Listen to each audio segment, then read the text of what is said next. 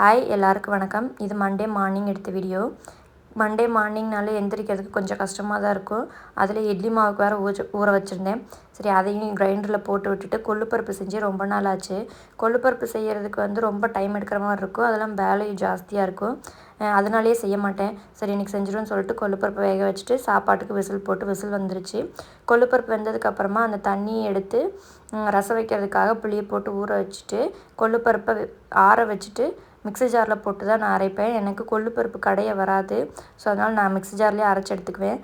அரைச்ச கொள்ளுப்பருப்பை தாளித்து விட்டுட்டோன்னா ஈவினிங் வரைக்கும் கெட்டு போகாமல் இருக்கும். அப்படியே வைக்காமல் தாளித்து விட்ருவேன் நான்.